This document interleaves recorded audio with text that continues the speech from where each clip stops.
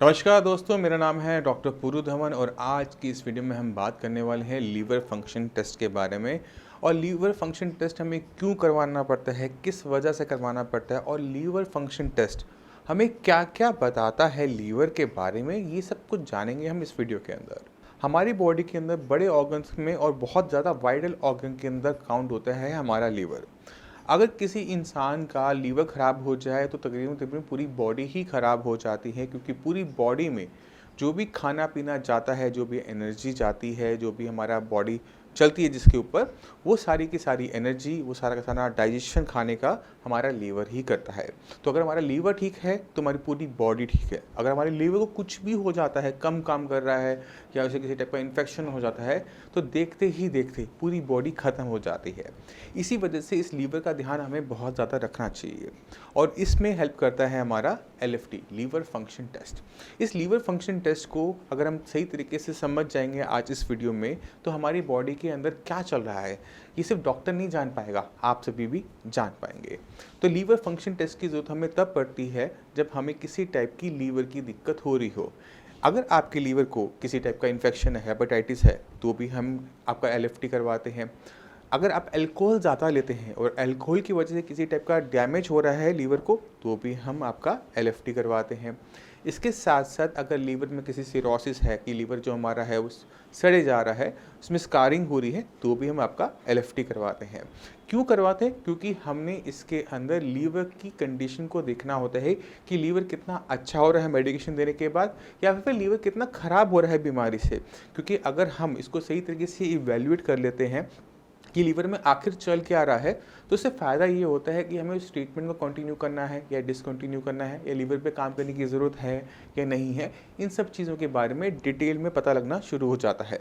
तो चलते हैं LFT रिपोर्ट के अंदर और LFT रिपोर्ट को समझने की कोशिश करते हैं।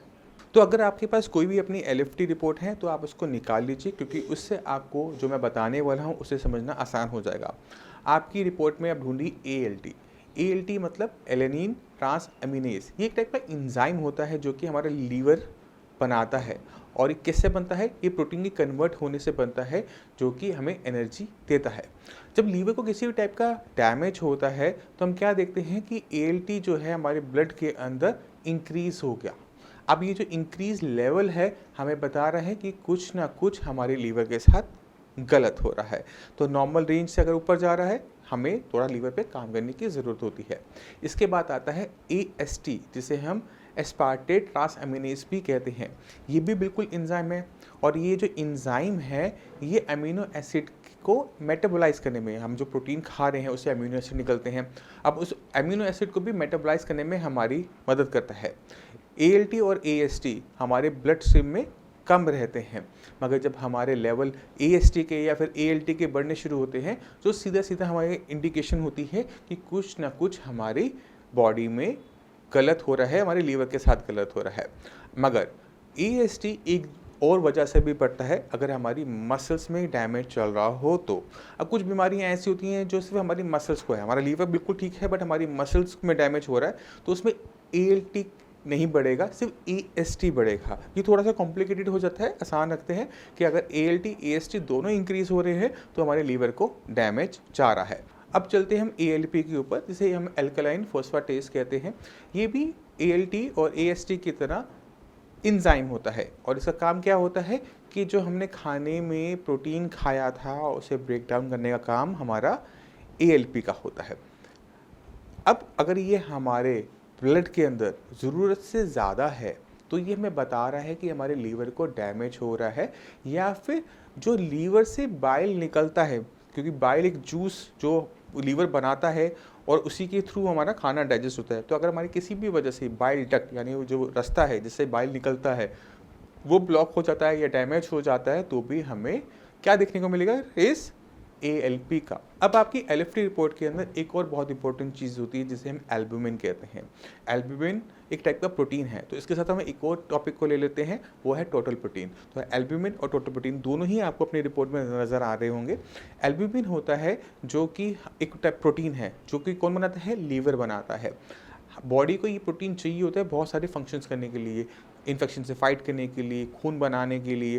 तो अगर हमारी बॉडी में इसके लेवल लो होने शुरू हो जाते हैं, वो भी इंडिकेट करता है कि हमारे लीवर के साथ कुछ कमी है, क्योंकि काम क्या है लीवर का? एल्ब्यूमिन का प्रोटीन को बनाना। अगर वो काम नहीं कर रहा तो इसकी वैल्यूज डाउन होनी शुरू हो जाती है। तो अगर टोटल प्रोटीन भी कम है तो भी लीवर की दिक्कत है, अगर हमारा एल्ब्यूमिन कम है तो भी इसकी दिक्कत हमें देखने को मिलेगी। अब एक छोटी सी बात मैं आपको और बताता हूँ, अगर आपकी रिपोर्ट के अंदर टोटल प्रोटीन ठीक है और एल्ब्यूमिन की मात्रा हमें कम देखने को मिल रही है और आपके LFT बाकी सारा नॉर्मल है, KFT किडनी फंक्शन टेस्ट भी नॉर्मल है, तो एक बार आप ज़रूर अपना थायराइड का टेस्ट ज़रूर करवाइएगा। कभी कभार क्या होता है कि थायराइड की कमी की वजह से भी प्रोटीन से एल्ब्यूमिन कन्वर्जन में दिक्कत आती है, तो आप इसे करवा सकते हैं। तो घबराने की जरूरत नहीं है, ज़रूरी नहीं है कि आपकी रिपोर्ट में अगर एल्ब्यूमिन कम है तो वो लीवर की ही दिक्कत है, वो और बीमारी का भी इंडिकेशन हो सकता है। अब चलते हैं बिलिरुबिन के ऊपर। बिलिरुबिन पहले समझते हैं कि वो आता कहाँ से है। हमारे ब्लड में जो ब्लड सेल्स होते हैं, RBC जिसे हम कहते हैं, जब वो ब्रेक डाउन होते हैं, क्योंकि हमारे बॉडी के अंदर RBC की रीसाइक्लिंग चलती है। खून बना 3 महीने रहता है, 3 महीने बाद वो मरता है, तो उसमें प्रोटीन पार्ट अलग, आयरन पार्ट अलग, और उससे दोबारा से रीसाइक्लिंग करके हमारी बॉडी में रेड ब्लड सेल्स आने, यानी ब्लड हमारा दोबारा से बन रहा होता है, और ये कंटिन्यूसली साइकिल चलती रहती है। मगर इस प्रोसेस के अंदर हमारे लीवर में बिलिरुबिन की जनरेशन होती है। अब ये बिलिरुबिन बन रहा है, ये हमें नहीं चाहिए होता, ये ब्लड बनाने के लिए दोबारा नहीं चाहिए होता, और ये बिलिरुबिन को हम स्टूल के रास्ते बाहर कर देते हैं, और इसी वजह से हमारे स्टूल का कलर येलोइश होता है।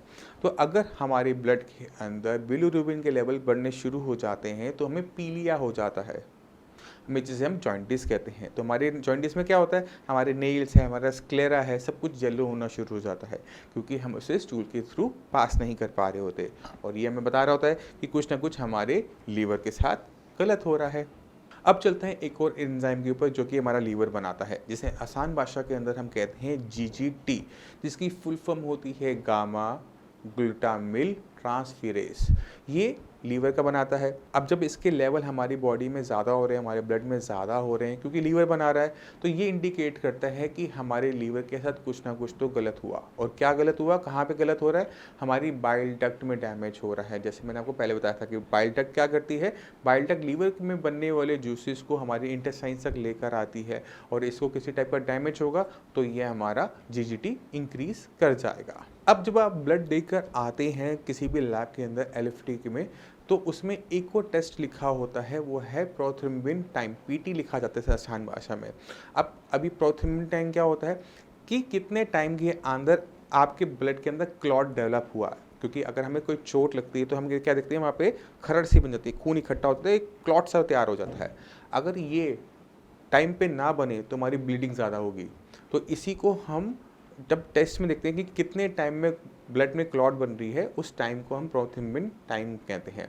अगर ये ज़रूरत से ज़्यादा है तो ये हमें बताता है कि कुछ ना कुछ हमारे लीवर के साथ गलत हो रहा है, या फिर हम कोई ब्लड थिनर मेडिसिन भी ले रहे हैं। तो प्रोथ्रोम्बिन टाइम बहुत इंपॉर्टेंट उनके लिए हो जाता है जो किसी भी टाइप की ब्लड थिनिंग मेडिसिन नहीं लेते, एस्पिरिन नहीं लेते। तो अगर उनमें ये ज़्यादा है तो कहीं ना कहीं हमारे लीवर के साथ कोई ना कोई दिक्कत ज़रूर है, इसका हमें आइडिया लग जाता है। ये जो टेस्ट, जो एंजाइम मैंने आपको बताए, ये सिर्फ हमें आइडिया देते हैं कि लीवर के साथ क्या गलत हो रहा है, कुछ गलत हो रहा है। क्या गलत हो रहा है, इसको जानने के लिए फर्दर इन्वेस्टिगेशन हमें चाहिए होती है। अच्छी बात लीवर के साथ क्या होती है कि जो लीवर होता है वो बहुत ज़्यादा स्ट्रॉन्ग ऑर्गन है, यानी अगर किसी भी टाइप का डैमेज हुआ है लीवर को, तो लीवर अपने आप को ठीक करने की बहुत ज़्यादा अच्छी कोशिश करता है। इसी वजह से सबसे ज़्यादा रीजनरेशन हमारे लीवर में ही देखने को मिलती है, कि अगर हम छोटा सा हिस्सा भी हेल्दी टिश्यू लगा देते हैं तो वो धीरे धीरे पूरा ग्रो करते हुए पूरा एक हेल्दी लीवर बना देता है। मगर लीवर अगर हमारा ख़राब है तो न जाने कितने सारे सिम्टम हमारी बॉडी में देता रहता है। अगर कॉन्स्टिपेशन बहुत ज़्यादा है, कोलाइटिस है, एसिडिटी है, गैस है, आपको चीज़ों को समझने में दिक्कत होती है, नींद बहुत ज़्यादा आती है, तो कहीं ना कहीं हम देखते हैं कि लीवर की फंक्शनैलिटी ठीक ना होने की वजह से ये सारे सिम्टम्स किसी इंसान में देखने को मिलते हैं। गैस का बहुत ज़्यादा बनना, अब लोग होते हैं सुबह सुबह गोली खाते हैं कि गैस ना बने, पूरा दिन गैस ना बने, तो गोली खाने से गैस बननी तो बंद हो जाती है, मगर उसके पीछे की जो दिक्कत है वो कभी सॉल्व नहीं होती, कि लीवर जो कम काम कर रहा है, खाना ढंग से डाइजेस्ट नहीं हो रहा, खाना डाइजेस्ट नहीं हो रहा, हमारे इंटेस्टाइन में पड़ा रह जाता है, गैस बनाता है और वो गैस आपको फील होती है। तो दवाई खाने से गैस बननी तो कम हो जाएगी या बंद हो जाएगी, बट उससे प्रॉब्लम कभी भी सॉल्व नहीं होती और धीरे धीरे आपकी गैस की गोलियाँ भी बढ़ती चली जाती हैं। तो अगर कोई भी ऐसी दिक्कत है तो अपने लीवर पे ज़रूर काम करो, और लीवर पे अगर हम काम करते हैं तो हमें ये जो छोटी मोटी दिक्कतें होती हैं ये सारी की सारी डिसअपीयर कर जाती हैं और बड़ी दिक्कतों से भी हम बच जाते हैं। मगर आज हम इस वीडियो में इस बारे में हम बात नहीं करने वाले। अब हम बात करेंगे कि इनकी नॉर्मल वैल्यूज़ क्या हैं, क्योंकि मैंने आपको बहुत सारे एंजाइम्स के बारे में बताया। अब इनकी अगर नॉर्मल वैल्यूज़ भी हमें पता होंगी तो हमें अच्छा लगता है। नॉर्मली सबकी रिपोर्ट्स में मेंशन होता है कि क्या लेवल आपके होने चाहिए और क्या इसका एबनॉर्मल लेवल है, इसी वजह से मैंने आपको पहले नहीं बताया। तो एक छोटा सा काम करते हैं, आपके सामने एक रिपोर्ट रखता हूँ तो थोड़ा सा आपको आइडिया हो जाएगा। ये जो आपने नॉर्मल वैल्यूज़ अभी देखी, ये लैब टू लैब वेरी करती हैं, तो आपको इसे देख के घबराने की ज़रूरत नहीं है। कहीं पर हम इसको ग्राम पर डेसीलीटर लेते हैं, कहीं पे मिलीग्राम पर डेसीलीटर लेते हैं, तो ये लैब टू लैब रिपोर्ट पे वेरी कर सकता है, तो इसे लेकर परेशान मत होइएगा। अब अगर हमें आ रहा है लीवर में कोई भी दिक्कत है तो उसे सॉल्व करना ज़रूरी है, क्योंकि अगर लीवर ख़राब तो पूरी बॉडी हमारी ख़राब होने में टाइम नहीं लगाती। इस लीवर पे काम करना हमारे लिए ज़रूरी है, और इसको पे काम करने के लिए, लीवर को हेल्दी रखने के लिए मैं हर वीडियो में बताता आया हूँ कि कुछ चीज़ें बहुत ज़्यादा इंपॉर्टेंट है। पहली, डाइट, कि आप खाना क्या खा रहे हैं।